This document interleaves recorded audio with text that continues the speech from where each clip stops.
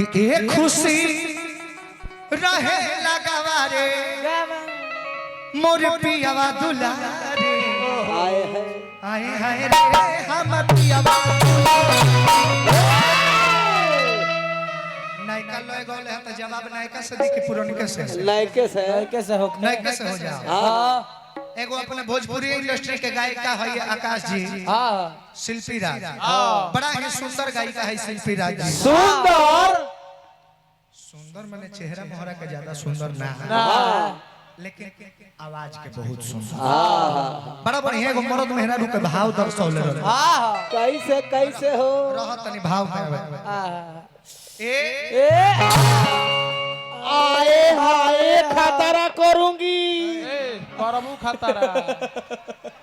नाती के बेटा ट्रांसफार्मर हो खतरा करे चलो दुगो बोल दी जरइबो रुक जाए भैया तने पैसा ले ले तने। अच्छा पहले दे दी रोजने जब नहीं पैसा मान ली रहुओ का कहब के भाव में रहले ह त ब्याह जी पैसा ना ले मेहरारुआ कहती रह जा हो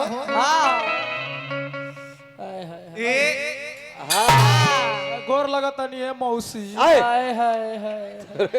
मौसी ठीक कहले नाती के बेटा देखा तार मौसा लोग कतना दांत फाड़ फाड़ मेहरारुआ कहतिया ए राजा जी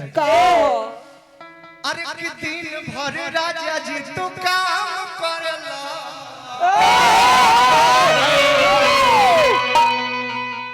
रतियो के तनी ना आराम करला अरे तो इतना कमा के बोलो कवना बैंक में आए हैं ग्रामीण बैंक में धरबो या कि इतना कमा के बोलो कवना बैंक में धरबो ए राजा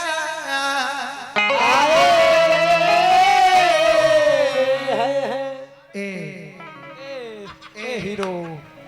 अरे खाइबो अब पियबो मोटाइबो तबे नु कुछ करबो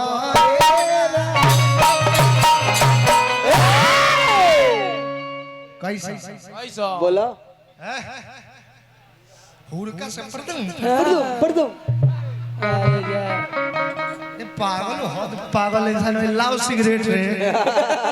पागल है की रे गजब हाल करता लाई है लड़का बने इसी से कल बाबा टारा डा डा डा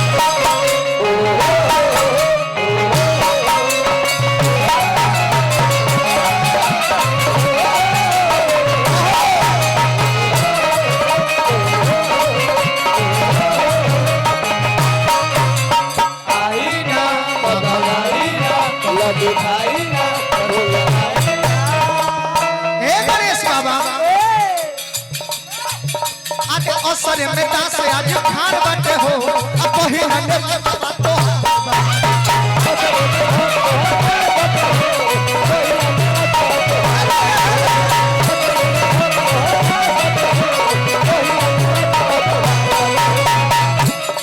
असर में दास आज खान बटे हो पहिला ने बतावा तोहार बात तो गौरी के लाल लाल बिगड़िया बाधा हटई तो ये बाबा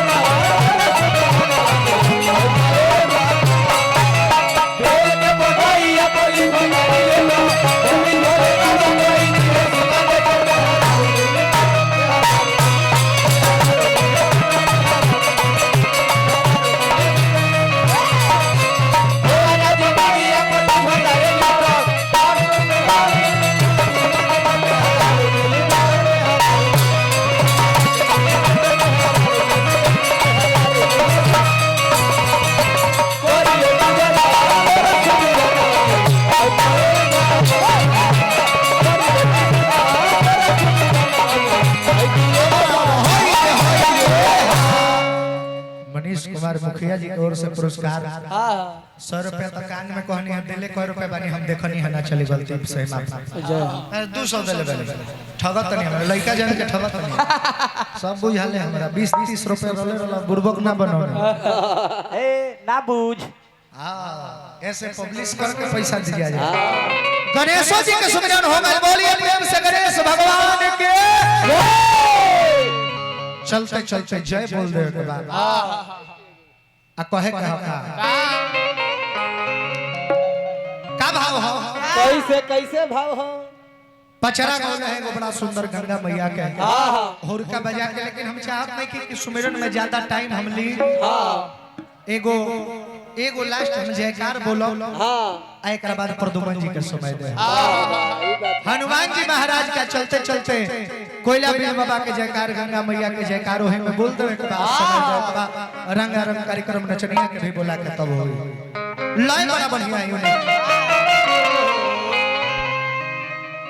पूरा दलवे के पुरस्कार दे दिया